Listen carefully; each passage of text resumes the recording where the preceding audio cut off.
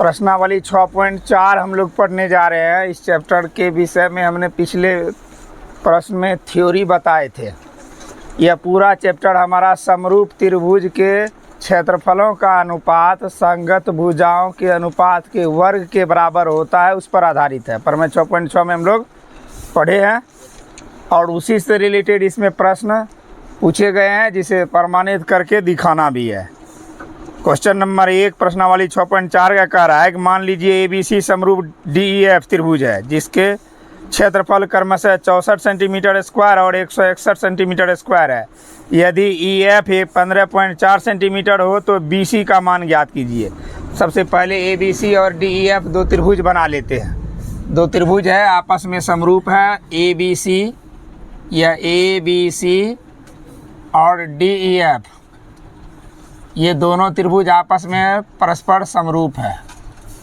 प्रश्न में जो दिया हुआ है, इस क्वेश्चन नंबर में दिया है, जिसकी जानकारी हमें है कि त्रिभुज ABC समरूप त्रिभुज DEF है, यह हमको जानकारी है। एवं और कुछ जानकारी है, त्रिभुज ABC का क्षेत्रफल की जानकारी भी है। त्रिभुज ABC का क्षेत्रफल 64 सेंटीमीटर स्क्वायर और त्रिभुज DEF का क्षेत्रफल 121 वर्ग मीटर। 121 वर्ग मीटर। जब क्षेत्रफल हमारा दिख रहे हैं छोटा बड़ा है, तो त्रिभुज को भी हम छोटा बड़ा कर दिए।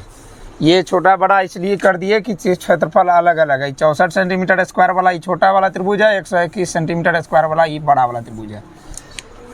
तो हमारा 6.6 पर में तो क्षेत्रफल पर भी आधारित है, क्योंकि समरूप त्रिभुज के क्षेत्रफलों का अनुपात संगत भुजाओं के अनुपात के बराबर होते हैं। इसमें एक भुजा का भी मान दिया हुआ है, EF कितना दिया हुआ, 15.4 सेंटीमीटर। ये अभी हमारे पास जानकारी है। स्क्वायर, यह भुजा की जानकारी जो दिया होगा सेंटीमीटर में ही होगा, स्क्वायर में नहीं होगा। अब हम जानते हैं पर मैं 6.6 से, चूँकि समरूप त्रिभुज में दो अगर त्रिभुज समरूप हो तो त्रिभुज ABC का क्षेत्रफल बटा त्रिभुज DEF का क्षेत्रफल संगत भुजाओं के अनुपात के वर्ग के बराबर होता है। संगत भुजा हो गया इसकी AB, तो उसका हो जाएगा DE का होल स्क्वायर। फिर आगे BC बटा EF होल स्क्वायर, फिर बराबर बटा D का होल स्क्वायर। ये तो हमने पढ़ा पर मैं 6.6 से, अगर इसका लिख देंगे पर मैं 6.6 में हमने यही सत्यापित करके देखा है, पर मैं 6.6 से। तो सभी भुजा का अनुपात जो है वर्ग के बराबर, अनुपात के वर्ग के बराबर क्षेत्रफल का अनुपात होता है। हम इनमें से कोई भी एक भुजा का अनुपात ले सकते हैं, क्योंकि सबकी भुजा का अनुपात इक्वल है। अब किस भुजा का अनुपात लेंगे, तो जो भुजा के विषय में चित्र में वर्णन है या प्रश्न में वर्णन है। प्रश्न में वर्णन है EF 15.4 है, तो EF का अनुपात BC बटा EF वाला है ना। तो केवल इसको ले लेंगे, केवल इसे ले लेंगे। इसलिए लिखेंगे त्रिभुज ABC का क्षेत्रफल बटा त्रिभुज DEF का क्षेत्रफल बराबर BC बटा EF का होल स्क्वायर। ये इतना डिटेल्स हम समझा रहे हैं, बाकी ऑब्जेक्टिव में ये सब प्रश्न आता है। डायरेक्ट जवाब देना है, समझ लो, उसके बाद डायरेक्ट जवाब तरीका सिखा भी देंगे। अब ABC का क्षेत्रफल हमें पता है पहले से, कितना है, 64 रख दिए। फिर नीचे में DEF का भी क्षेत्रफल पहले से भी पता है, 121 बराबर BC की भी जानकारी नहीं है, प्रश्न में नहीं है। BC तो प्राप्त करना है हमें, लिख लिए। EF की जानकारी क्या है, 15.4, ये है ना। अब इस पर क्या करना है, हमें स्क्वायर करना है। स्क्वायर के फॉर्म के बराबर है ना, स्क्वायर करना। अब इसे हल कर लेंगे, समीकरण की भांति हम हल करना जानते हैं। याद रखना, जब स्क्वायर को इधर लाते हैं तो स्क्वायर हमेशा वर्गमूल में अर्थात रूट में बदल जाता है। तो हम क्या करेंगे, 64 बटा 121 पर रूट दे देंगे। अब बराबर इधर हमारा रह गया BC बटा 15.4। पता चला स्क्वायर यहाँ आया पीछे की ओर, तब रूट हुआ है, कोई दिक्कत नहीं है। अब 64/121 का वर्गमूल हम लोग जान रहे हैं 8/11 बराबर BC बाय 15.4।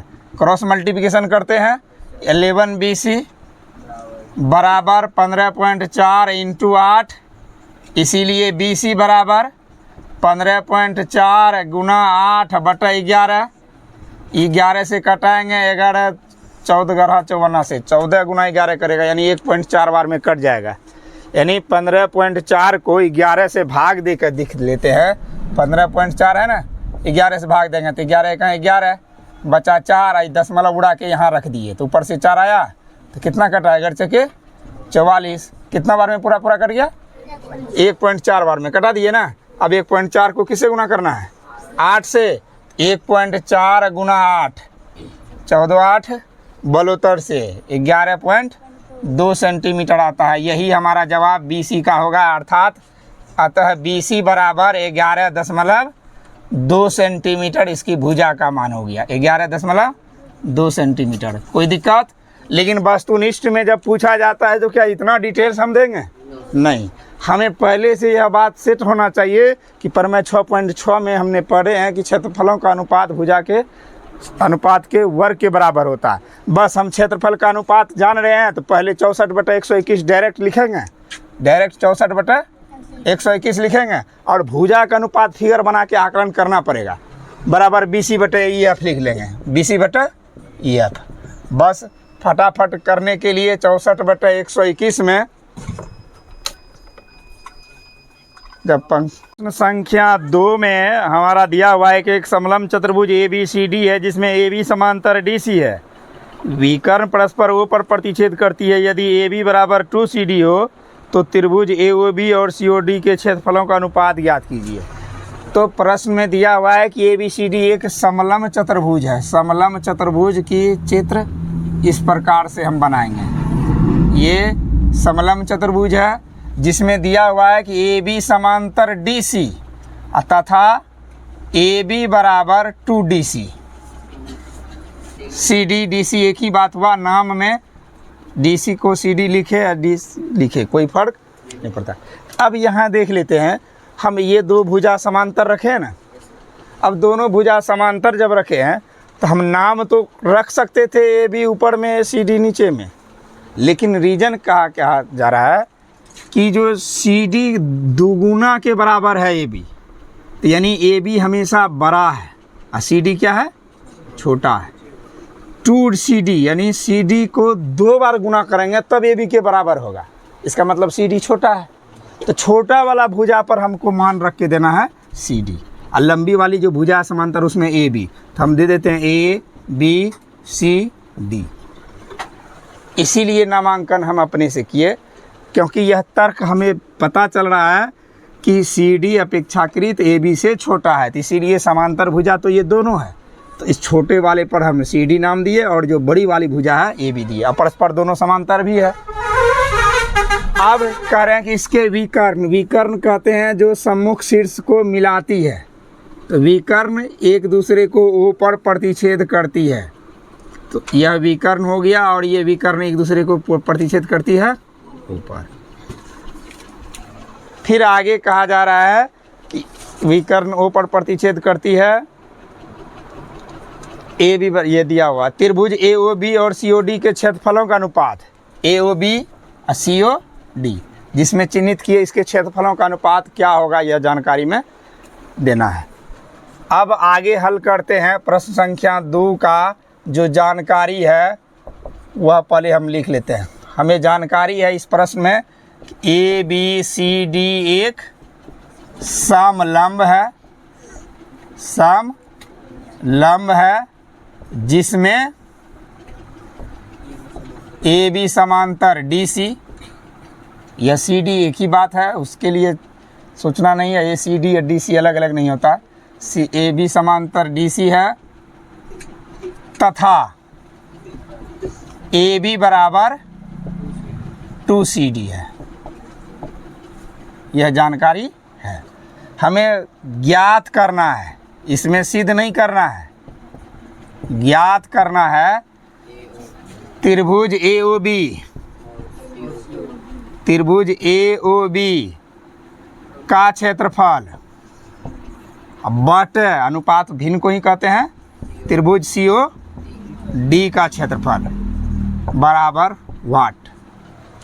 क्या है, यही प्रश्न पूछा जा रहा है। तो AOB और COD के क्षेत्रफल का अनुपात पूछा जा रहा है। पर मैं 6.6 क्षेत्रफल के अनुपात से ही रिलेटेड है। समरूप त्रिभुज के क्षेत्रफलों का अनुपात संगत भुजाओं के अनुपात के वर्ग के बराबर होता है। इसका मतलब जब क्षेत्रफलों के अनुपात की बात पूछा जा रहा है तो पहले त्रिभुज समरूप होना अनिवार्य है। क्या होना अनिवार्य है? समरूप। और समरूप अभी हमारे प्रश्न में दिया हुआ नहीं है, कहीं उल्लेख नहीं है कि त्रिभुज समरूप है। इसे दिखाना पड़ेगा अपने से, तब जाकर अनुपात निकालेंगे। अब जब हम सॉल्व कर रहे हैं यहाँ, तो पहला कंडीशन आया कि जिस क्षेत्रफल का अनुपात चाहिए पहले वो दोनों त्रिभुज आपस में समरूप होना चाहिए, तब ना हम अनुपात पे रखेंगे। तो समरूप के लिए हम क्या करेंगे, त्रिभुज AOB एवं त्रिभुज COD में दोनों त्रिभुज जिस पर हम चिन्ह लगा दिए हैं, AOB नीचे वाला है और COD दोनों त्रिभुज की समरूपता का सबसे आसान कसौटी हम लोग पढ़े थे। कौन कौन समरूपता? जिसमें कोई दो कोण आपस में बराबर हो जाए त्रिभुज समरूप हो गया।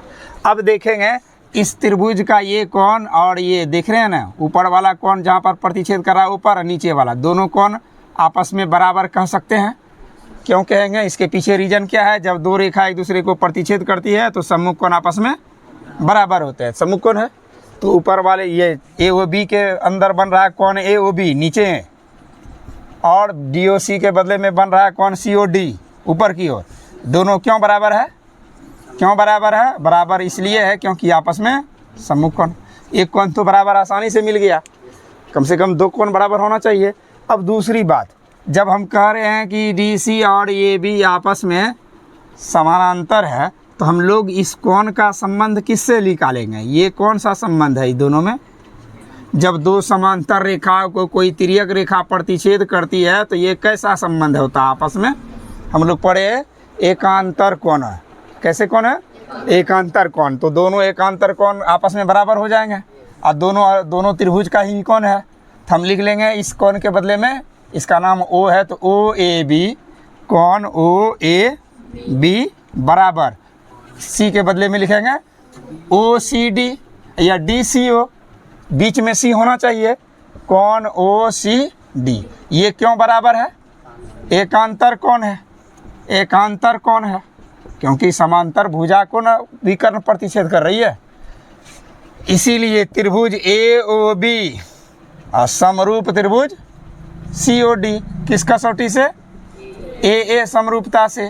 AA समरूपता से। अब त्रिभुज अगर समरूप है तो समरूप त्रिभुज के क्षेत्रफल का अनुपात संगत भुजाओं के अनुपात के वर्ग के बराबर होगा। ये थ्योरी हमारा प्रमेय 6.6 का रहा। इसीलिए त्रिभुज AOB का क्षेत्रफल बट त्रिभुज COD का क्षेत्रफल बराबर संगत भुजा।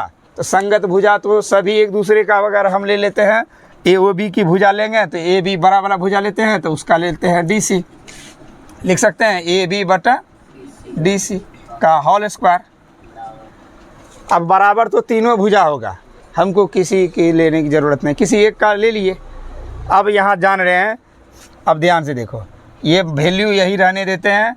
AB के बदले में हमारे प्रश्न में पहले से 2CD दिया हुआ, तो हमारा AB को 2CD में कन्वर्ट कर सकते हैं। AB बराबर 2CD, अब बटन नीचे में DC है, का क्या करेंगे? Whole square.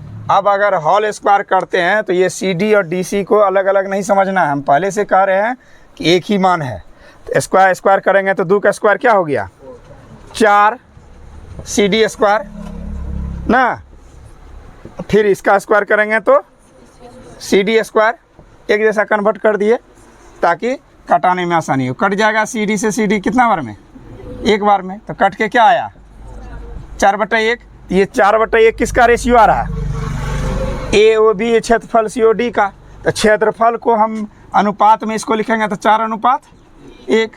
तो यही 4:1 आंसर हो गया। इसके भुजाओं का अनुपात, ये त्रिभुज के क्षेत्रफलों का अनुपात 4:1 होगा। कोई दिक्कत? प्रमाणित हो गया, यह जवाब आ गया। प्रश्न संख्या 4, 6.4 का चौथा प्रश्न कर रहा है कि दो समरूप त्रिभुज के क्षेत्रफल अगर बराबर हो तो सिद्ध करें कि त्रिभुज सर्वांगसम होते हैं। तो समरूप और सर्वांगसम में हमने संबंध पहले भी बता दिया है कि समरूप त्रिभुज के भुजाएं बराबर नहीं समानुपाती होती है, कोण बराबर होते हैं, लेकिन सर्वांगसम त्रिभुज के भुजा और कोण दोनों परस्पर आपस में बराबर। सर्वांगसम त्रिभुज हमेशा समरूप होता है, लेकिन समरूप त्रिभुज हमेशा सर्वांगसम नहीं होता है, वह क्षेत्रफल बराबर होने पर ही सर्वांगसम होंगे। अब इसे जांच करके भी देख लेना है। तो दो त्रिभुज हम बना लेते हैं, चूँकि दो त्रिभुज है जानकारी दिया हुआ, तो हम बना लिए। एक त्रिभुज का नाम है ABC और दूसरा एक त्रिभुज और हो गया DEF। और ये दोनों त्रिभुज के विषय में कहा जा रहा है कि समरूप भी है, इसका क्षेत्रफल आपस में बराबर भी है। तो हम जानकारी के अनुसार लिख लेते हैं। प्रश्न में जो जानकारी है विशेष कथन में, माना कि ABC एवं DEF दो त्रिभुज इस प्रकार है, दो त्रिभुज इस प्रकार है कि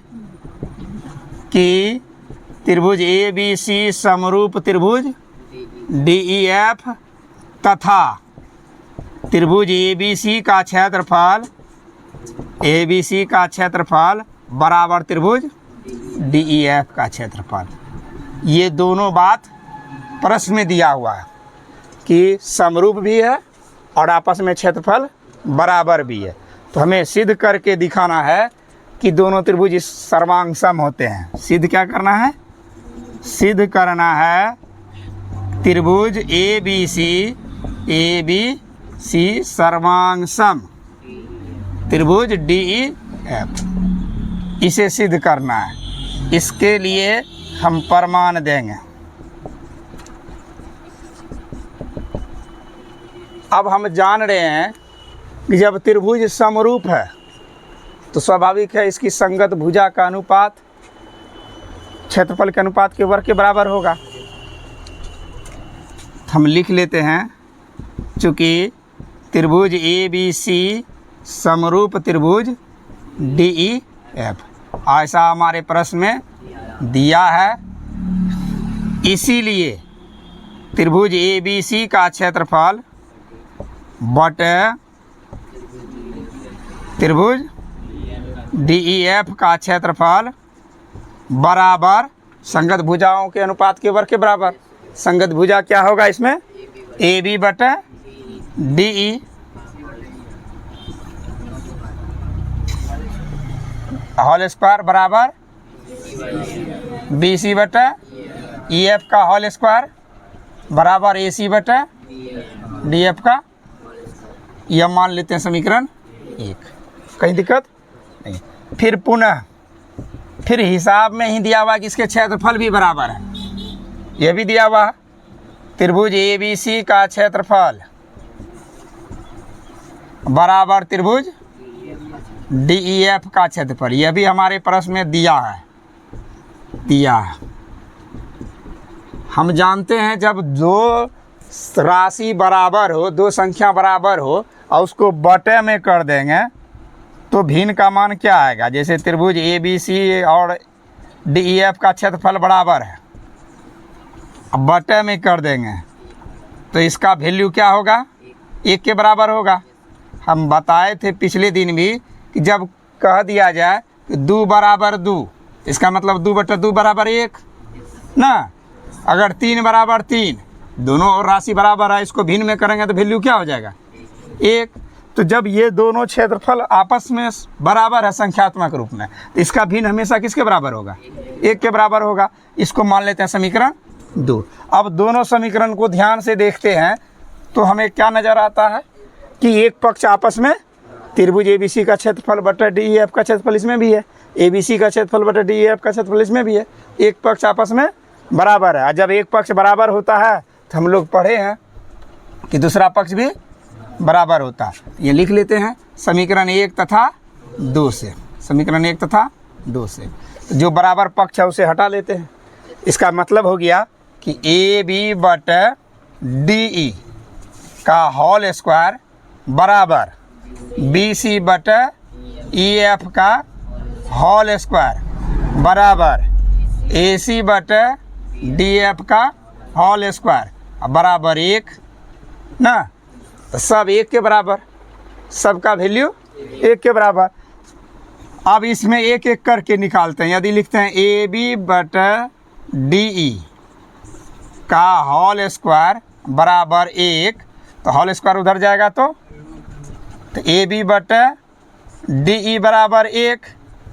अब 1 पर रूट निकालने से क्या फ़ायदा, 1 का वर्गमूल हम लोग पहले से भी सीखे हैं क्या 1, यानी यह रूट भी चला जाएगा, स्क्वायर के बदले में रूट भी देंगे तो 1 का कोई मान बदलने वाला नहीं। हम रूट दिए फिर हट गया, क्योंकि 1 का वर्गमूल हम लोग 1 पर हैं, तो रूट की कोई आवश्यकता नहीं है। अब क्रॉस मल्टीप्लिकेशन 1/1 को गुना कर दो तो ए बी बराबर क्या हो गया डी नहीं।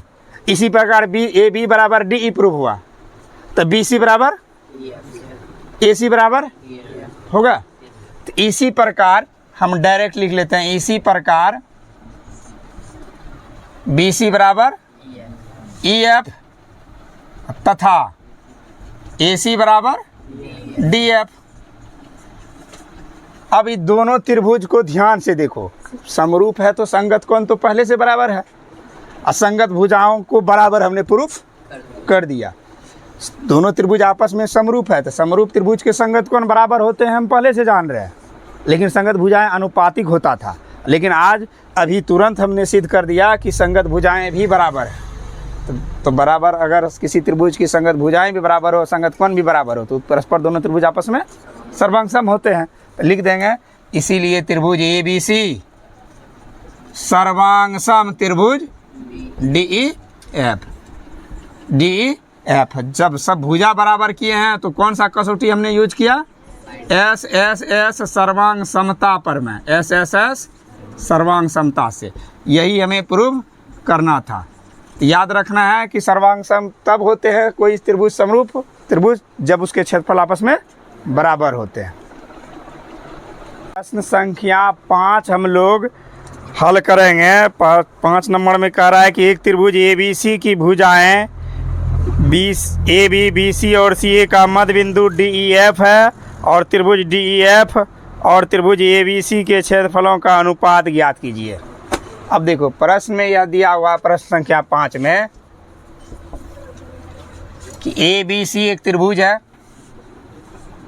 ए बी सी त्रिभुज है, इसकी जो भुजा ए बी बी सी और ए सी है, इसका मध्य बिंदु दिया हुआ है। इसमें मध्य बिंदु प्रश्न में स्पष्ट दर्शा रहा है कि ए बी बी सी और सी ए का मध्य बिंदु क्रमशः डी ई एफ है। क्या है डी एफ, यानी ए बी पर डी है मध्य बिंदु, इस पर ई है, इस पर तो मध्य बिंदु ए बी यही भुजा है ना, इस पर मध्य बिंदु हम डी दे दिए। फिर बी सी ए भुजा है, इस पर मध्य बिंदु ई दे दिए। ए सी ए वाला भुजा है, इसका मध्य बिंदु एफ दे दिए, और इन तीनों को मिला देते हैं, एक त्रिभुज और बन गया ना। तो कह रहा है कि त्रिभुज डी ई एफ का क्षेत्रफल और त्रिभुज ए बी सी का क्षेत्रफल का अनुपात क्या होगा। प्रश्न यही पूछ रहा है जवाब में कि जो नया त्रिभुज बीच में बन गया डी ई एफ, इसके क्षेत्रफल और बड़ा वाला संपूर्ण त्रिभुज ए बी सी के क्षेत्रफल का अनुपात क्या होगा। तो इसके अनुपात के विषय में जानने के लिए हम जब भी क्षेत्रफल के अनुपात कहा जाए तो पहले त्रिभुज समरूप कर लेंगे। क्या करेंगे, क्योंकि समरूप त्रिभुज के ही क्षेत्रफल का अनुपात संगत भुजाओं के अनुपात के वर्ग के बराबर होता है। तो इसमें हमें अब समरूप करने के लिए प्रमाण ढूंढना है। तो चित्र में जो हमने बनाया है इसके विषय में हम लिखेंगे कि माना कि ए बी सी एक त्रिभुज है, माना कि ए बी सी एक त्रिभुज है जिसमें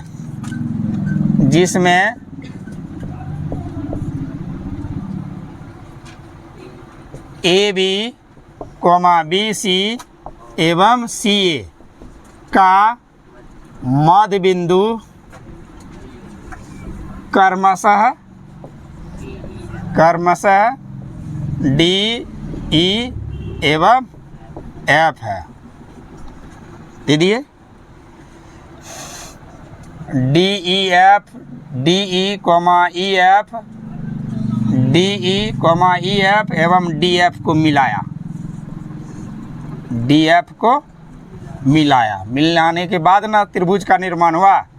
प्रश्न में तो केवल दिया हुआ था कि मध्य बिंदु है। अब हमें सिद्ध करना है कि त्रिभुज डी ई एफ का क्षेत्रफल, त्रिभुज डी ई एफ का क्षेत्रफल बराबर बटे त्रिभुज ए बी सी का क्षेत्रफल का अनुपात क्या होता है, यानी जानकारी देना है। सिद्ध नहीं करना है, यहाँ ज्ञात करना है। जानकारी के विषय में बताना है कि इसके क्षेत्रफल का अनुपात क्या होगा। अब इन दोनों त्रिभुजों से रिलेटेड हम लोग पहले पढ़े भी हैं। 9th क्लास का भी थ्योरी हमने 10th में 6.2 चैप्टर में मध्य बिंदु प्रमेय के विषय में बताए थे कि किसी त्रिभुज की दो भुजा की मध्य बिंदु को मिलाने वाली रेखा तीसरी भुजा के समांतर होती है। यह थ्योरी 9th में भी था और 10th में भी इसका जिक्र आया। तो मध्य बिंदु को मिला रहा है, ये मिला रहा है ना, इसका मतलब डी एफ किसके समांतर हो जाएगा, बी सी के समांतर। हम जब इसको सॉल्व करेंगे, मार्कर है इंक भरा हुआ,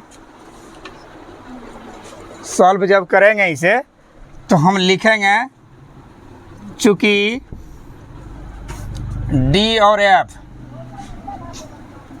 ए बी एवं ए सी का मध्य बिंदु क्रमशः डी एवं एफ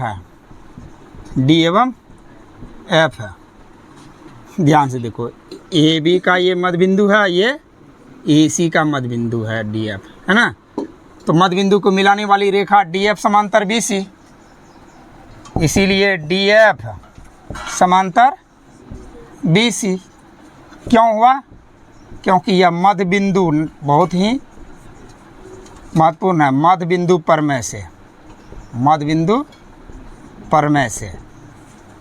बिंदु को मिलाने वाली जो थ्योरी है वह मध्य बिंदु प्रमेय नाम कहलाता। अब जान रहे हैं कि डी एफ समांतर बी सी है, तो इसका मतलब डी एफ समांतर बी ई भी होगा, डी एफ समांतर ना, इसीलिए डी एफ समांतर बी ई, क्योंकि बी सी पर ही तो भुजा हमारा बी ई भी है ना। इसी प्रकार जब एक भुजा को हम समांतर प्रूफ कर लेते हैं तो हम लिख सकते हैं कि ए बी समांतर ई एफ, नहीं लिखेंगे। इसी प्रकार ए बी समांतर क्या, ई एफ, ए बी समांतर ई एफ। कौन प्रमेय से, मध्य बिंदु प्रमेय से। अब ध्यान से देखो, जब ए बी के समांतर है तो इसका ए बी पर ही तो डी बी है ना, तो इसीलिए डी बी समांतर भी हम लिख सकते हैं क्या, ई एफ। अब ध्यान से देखो, हमने किससे समांतर किया, ये सामने की भुजा है, ये चारों ओर दिख रहा है। जब समांतर प्रूफ कर दिया तो इसका नाम देंगे बी ई एफ डी, इसीलिए बी ई एफ डी एक समांतर चतुर्भुज हो गया।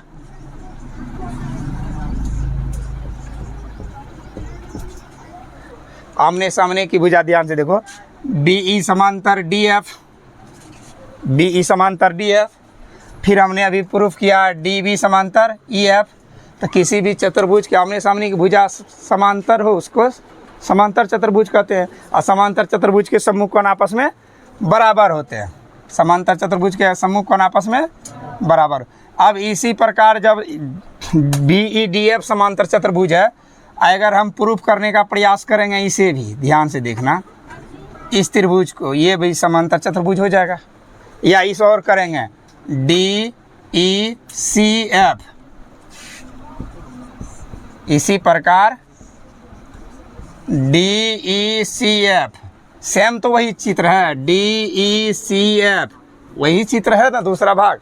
यह भी क्या हो जाएगा, एक समांतर चतुर्भुज होगा। अब समांतर चतुर्भुज प्रूफ करने के पीछे रीजन क्या है तो इसे जान लो। इसके पीछे रीजन है कि सम्मुख कोण आपस में बराबर कर देंगे।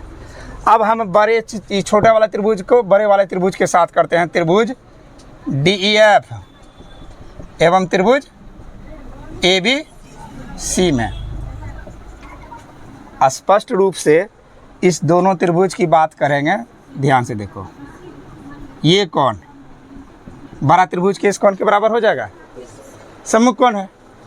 कोण B बराबर कोण F, कोण B बराबर कोण समांतर चतुर्भुज के सम्मुख कोण, समांतर चतुर्भुज के सम्मुख कोण आपस में बराबर होते हैं। फिर ध्यान से देखो, ये कोण को बात करेंगे, इस कोण का माप किसके बराबर होगा, ये भी समांतर चतुर्भुज का सम्मुख कोण है ना।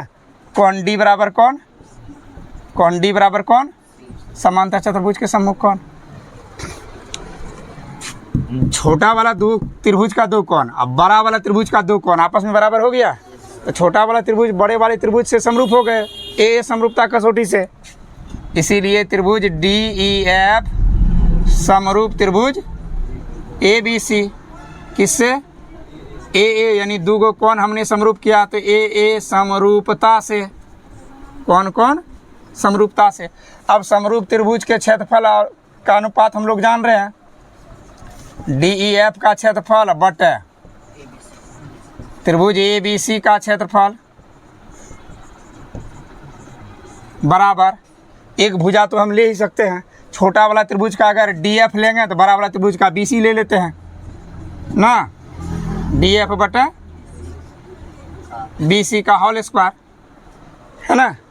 अब हम हमेशा ध्यान में रखेंगे कि BC चूँकि जब मध्य बिंदु को मिलाने वाली रेखा है तो हम जान रहे हैं कि ये जो है DF केवल समांतर चतुर्भुज है तो आमने सामने की भुजा भी बराबर होती है, ये भुजा केवल इसके बराबर है, लेकिन BC का तो आधा होगा या इसका दुगुना करेंगे तब BC के बराबर होगा ना। समांतर चतुर्भुज की ये भुजा आपस में इस इतने के हिस्से के ही बराबर है, तो संपूर्ण बराबर करने के लिए हम इसको लिख सकते हैं DF को 2DF बराबर बटा BC का होल स्क्वायर। DF तो ठीक है, 2BC कर देंगे, DF रहेगा 2DF बटा BC को उल्टा तो नहीं हो गया, DF बटा BC का होल स्क्वायर, तो BC के अनुपात के बराबर हो गया। ठीक है, BC को 2DF लिखना है, यहाँ DF हो गया बटे, अब BC किसके बराबर होगा, 2DF के बराबर, चूँकि इसके दो गुने के बराबर ना BC है। क्या करेंगे, इसका होल स्क्वायर करेंगे, होल स्क्वायर करने के बाद क्या वैल्यू आ जाएगा, DF स्क्वायर बटा 4DF स्क्वायर, DF से DF कैंसिल, तो 1/4 हो गया, तो बराबर क्या हो गया, एक अनुपात, ये अनुपात है त्रिभुज के क्षेत्रफलों का अनुपात, यही हो गया इसका जवाब। हम लोग पहले समरूप त्रिभुज की विशेषताओं में भी पढ़े हैं कि समरूप त्रिभुज के क्षेत्रफल का अनुपात जो है संगत भुजाओं के अनुपात के वर्ग के बराबर होता है, संगत माध्यिकाओं के अनुपात के वर्ग के बराबर होता है, संगत शीर्षलंबों के अनुपात के वर्ग के बराबर होता है। वही थ्योरी हमारा आ गया अभी प्रूफ करना, यानी सिद्ध कीजिए कि दो समरूप त्रिभुज के क्षेत्रफलों का अनुपात उनकी संगत माध्यिकाओं के अनुपात के वर्ग के बराबर होता है। इसे प्रमाणित करने के लिए हम दो त्रिभुज बना लेते हैं, एक त्रिभुज का नाम है ABC और दूसरे त्रिभुज का नाम है PQR। और दोनों में माध्यिकाएं देना है। माध्यिकाएं, इसका माध्यिका हो गया AM और इसकी माध्यिकाएं हो गया AN। माध्यिका जिस बिंदु पर खड़ी होती है उसका मध्य बिंदु होता है, अर्थात BC का मध्य बिंदु M है, QR का मध्य बिंदु N है। हमें इस चित्र के विषय में सबसे पहले विश्लेषण करना है। विशेष कथन में सिद्ध करने के लिए फिगर बनाते ही हम क्या करते हैं, सबसे पहले उससे जो दिया हुआ हम अपने क्वेश्चन के अनुसार लिख लेते हैं। क्या लिखेंगे, माना कि ABC एवं PQR दो समरूप त्रिभुज है। समरूप त्रिभुज है जिसकी माध्यिका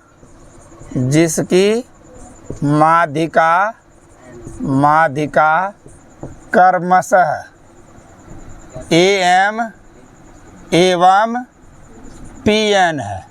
माध्यिका क्या है, AM और PN है। सिद्ध करना है, क्या सिद्ध करना है, प्रश्न में जो लिखा हुआ है कि सिद्ध करके दिखाइए कि उनकी माध्यिकाओं का अनुपात के वर्ग के बराबर होता है। क्षेत्रफल का अनुपात किसके बराबर होता है, माध्यिकाओं के अनुपात के वर्ग के बराबर होता है। तो क्षेत्रफल हमारा हो गया त्रिभुज ABC का क्षेत्रफल, ABC का क्षेत्रफल बटे त्रिभुज PQR का क्षेत्रफल बराबर किसके बराबर होता है, तो AM बटा PN का होल स्क्वायर के बराबर होता है। ये हमें क्या करना है, सिद्ध करके दिखना है। सिद्ध करने के लिए अब हम आवश्यक प्रमाण ढूंढेंगे। चूँकि जान रहे हैं कि ABC और PQR अगर समरूप है तो समरूप त्रिभुज के क्षेत्रफल का अनुपात संगत भुजाओं के अनुपात के वर्ग के बराबर होता है। तो हम लोग सीखे ही हैं। तो चूँकि हम लिख सकते हैं त्रिभुज ABC का क्षेत्रफल बटे त्रिभुज PQR का क्षेत्रफल बराबर AB बटे PQ का होल स्क्वायर बराबर BC बटा QR का होल स्क्वायर बराबर AC बटा PR का होल स्क्वायर। ये तो हम लोग पढ़े हैं, जानते हैं। अर्थात ये भी लिख सकते हैं हम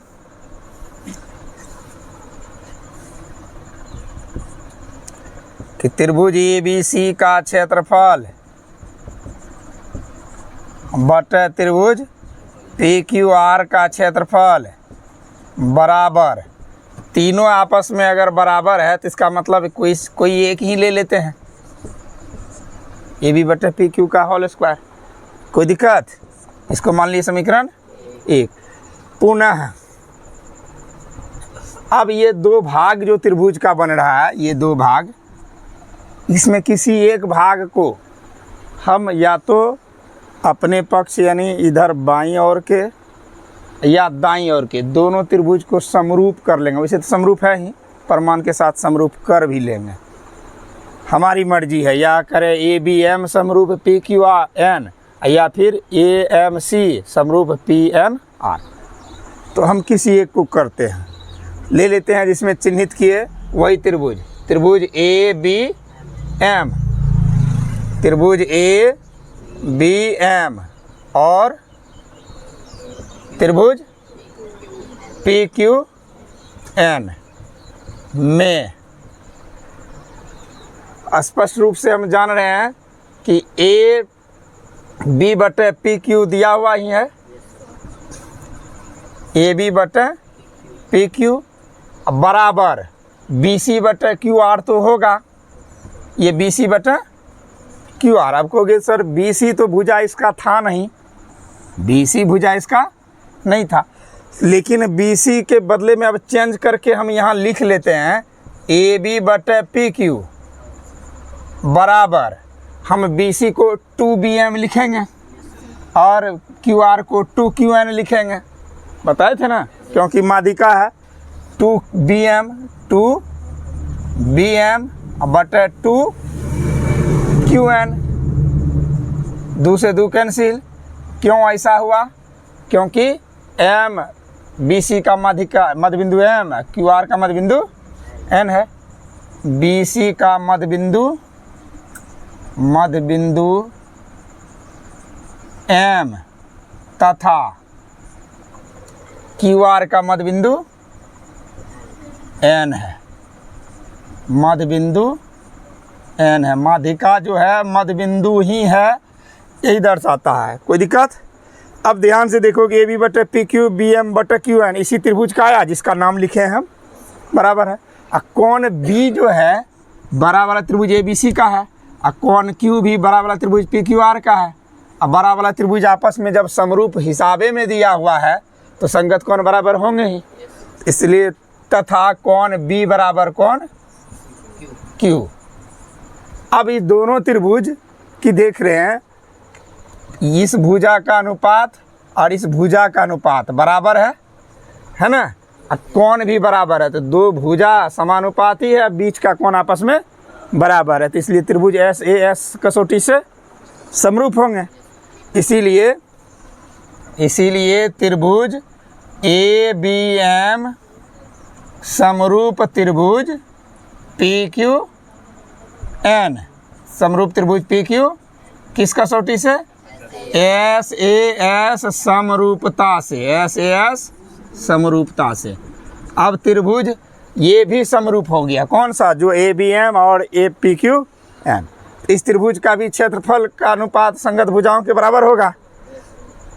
इसीलिए त्रिभुज ABM का क्षेत्रफल, ABM का क्षेत्रफल बटे त्रिभुज PQN का क्षेत्रफल, PQN का क्षेत्रफल बराबर। जब समरूप हो गया तो समरूप त्रिभुज के क्षेत्रफलों का अनुपात संगत भुजाओं के अनुपात के बराबर। तो हम लोग प्रमेय 6.6 में खूब सत्यापित करके भी देखे। तो इसकी भी भुजा तो हमारा क्या हो जाएगा? अब इसकी भुजा, अब ध्यान दो, हाँ ये त्रिभुज समरूप है, समरूप त्रिभुज है, तो इसमें हम एक जरा सा यह भी लिख सकते हैं, इसकी संगत भुजाएं समानुपाती होगा।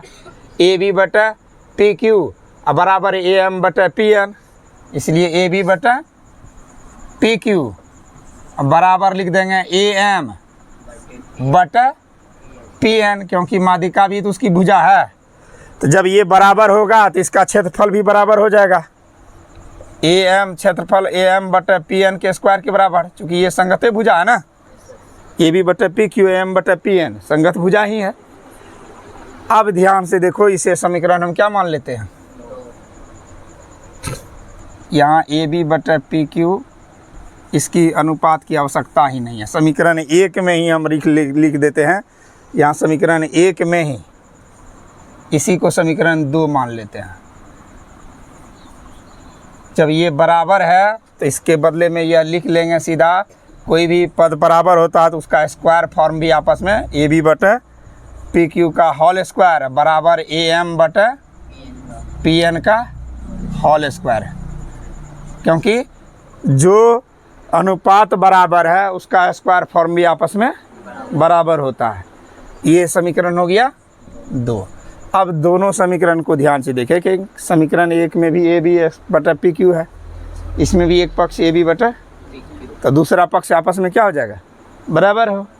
एक पक्ष अगर मिल रहा है तो दूसरा पक्ष बराबर हो जाता है। तो लिखेंगे समीकरण 1 तथा 2 से, समीकरण 1 तथा 2 से। तो समीकरण 1 का एक पक्ष जो बराबर है, बराबर वाले पक्ष को छोड़ देते हैं, और जो बराबर नहीं है उस पक्ष को शामिल कर लेते हैं। तो त्रिभुज ABC का क्षेत्रफल बटा त्रिभुज PQR का क्षेत्रफल बराबर, जो बराबर नहीं था उसको हम ले लेते हैं एक साथ, AM बटा PN का होल स्क्वायर, AM बटा PN का होल स्क्वायर। यही हमें प्रूव करना था, और इससे हम पता चल गया कि अतः लिख देंगे, अतः समरूप त्रिभुज के क्षेत्रफलों का अनुपात, समरूप त्रिभुजों के क्षेत्रफलों का अनुपात, त्रिभुजों के क्षेत्रफलों का अनुपात, क्षेत्रफलों का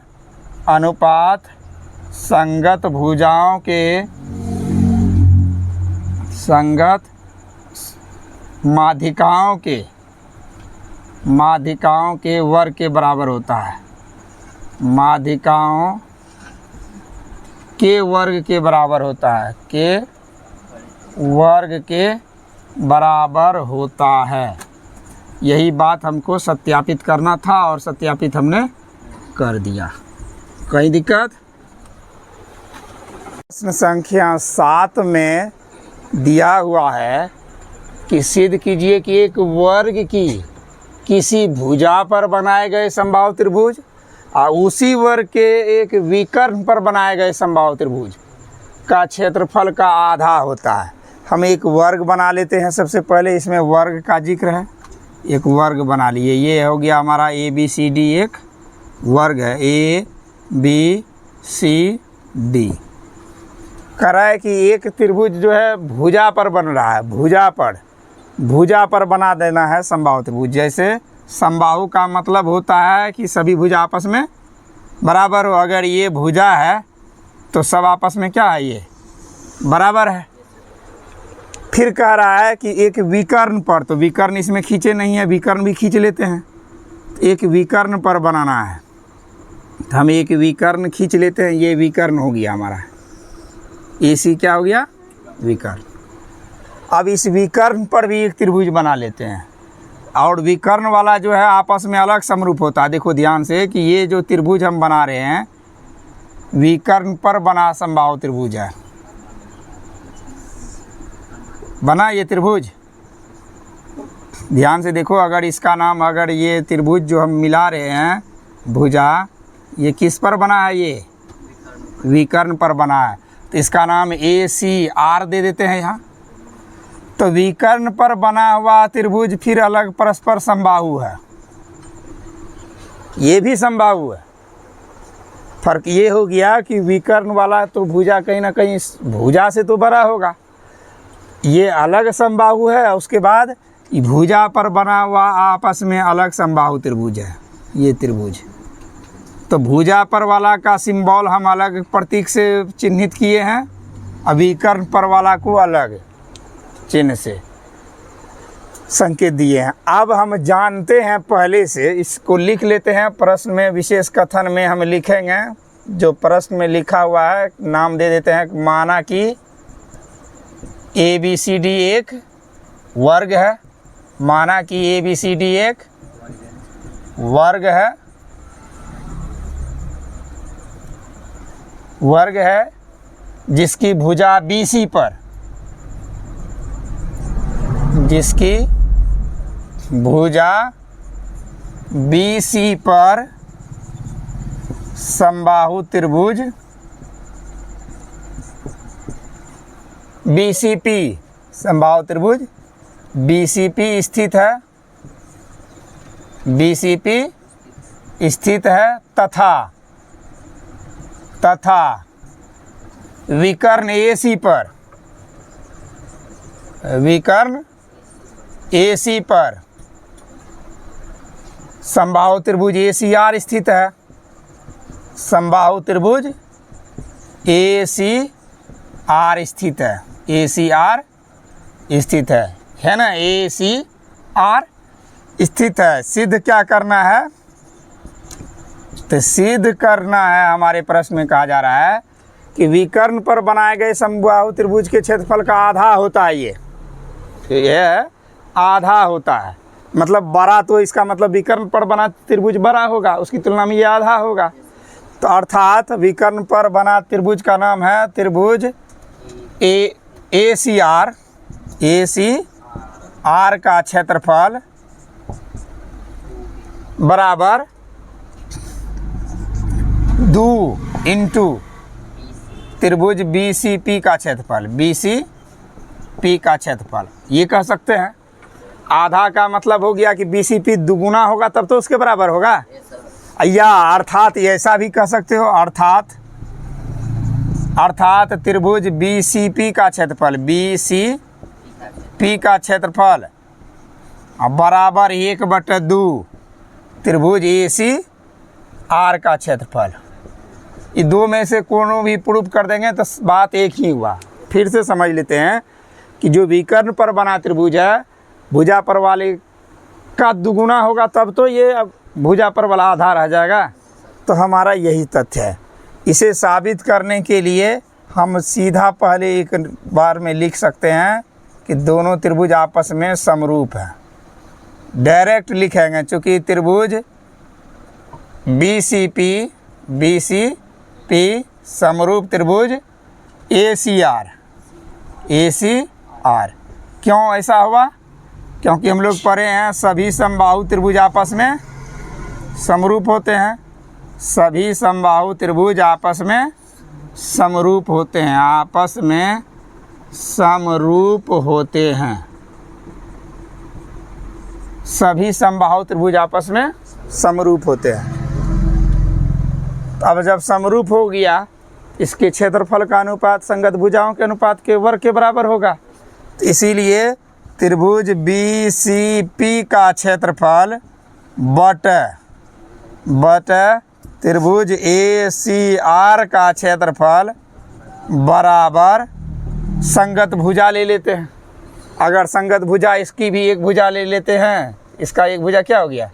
बी सी ना, इसकी एक भुजा बी सी पी छोटा वाला है तो बी सी, बट इसका भुजा हो गया ए सी। सब का अनुपात बराबर है। एक गो हम लिए, ज़्यादा लेने की आवश्यकता नहीं। अब हम जान रहे हैं ये भुजा है, ये विकर्ण है, नीचे वाला क्या है? विकर्ण है। तो हम लोग पढ़े हैं विकर्ण बराबर फॉर्मूला क्या होता है? विकर्ण बराबर हमारा फॉर्मूला होता है भुजा रूट 2। क्या होता है? वर्ग का विकर्ण बराबर हम लोग पढ़े हैं फॉर्मूला भुजा रूट 2, पढ़े हैं ना। अब हमारा यहाँ ध्यान से देखो, ये ए सी तो है ही, भुजा है ये, ठीक है। नीचे में जो भुजा रूट 2 है, तो भुजा का मान हम बी सी रूट 2 लिख सकते हैं यहाँ। अब फिर का क्या हो जाएगा? होल स्क्वायर नहीं होगा, क्योंकि हम यहाँ हिंट्स दे देते हैं कि हमारा जो यही सूत्र है, विकर्ण बराबर भुजा रूट 2, विकर्ण बराबर भुजा रूट 2, ये सूत्र हमने लगा दिया। तो जब विकर्ण हमारा पहले से प्रश्न में दिया हुआ है, तो विकर्ण को हम भुजा रूट 2 भी लिख सकते हैं, चूँकि दोनों बराबर है। तो भुजा हम बी सी ही ले लिए, वर्ग की भुजा और रूट 2। अब इसका स्क्वायर करोगे तो क्या हो जाएगा? बी सी स्क्वायर बटे ये रूट 2 का स्क्वायर हो जाएगा, तो 2BC स्क्वायर ना, कोई दिक्कत?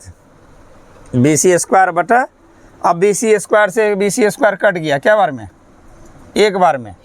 अब यहाँ ध्यान से देखो, 1:2 आ गया। हम लिख सकते हैं कि त्रिभुज BCP का क्षेत्रफल बटे त्रिभुज ACR का क्षेत्रफल बराबर 1/2। अनुपात 1:2 कैसे गुणा करेगा? Cross multiplication. तो क्रॉस मल्टीप्लिकेशन करो इधर से। 2 त्रिभुज BCP का क्षेत्रफल, BCP का क्षेत्रफल बराबर त्रिभुज ACR का क्षेत्रफल। 1 से गुणा करेगा तो एक यही ना हो जाएगा। अब ध्यान से देखो, एक छिपा हुआ, हमें अगर यही चीज़ BCP के साथ जो 2 लिखा हुआ, ये 2 उधर चला जाएगा, 2 क्या हो जाएगा? उधर चला जाएगा, तो ACR के बराबर हो जाएगा, या आधा कर देंगे ना। इसीलिए त्रिभुज BCP का क्षेत्रफल बराबर, ये 2 उधर जाएगा तो बटे हो जाएगा ना, ACR का क्षेत्रफल बटे 2। तो बटे 2 का मतलब आधा, बटे 2 का मतलब आधा। तो इसलिए त्रिभुज BCP का क्षेत्रफल बराबर बटे 2 को आधा बोलते हैं, तो 1/2 हो गया। त्रिभुज ACR का क्षेत्रफल, ध्यान से देखो, BCP का क्षेत्रफल बराबर 1/2 ACR का क्षेत्रफल। देखो BCP का क्षेत्रफल बराबर 1/2 त्रिभुज ACR का क्षेत्रफल। यही हमें साबित करना था, हो गया प्रूव्ड। कहीं दिक्कत?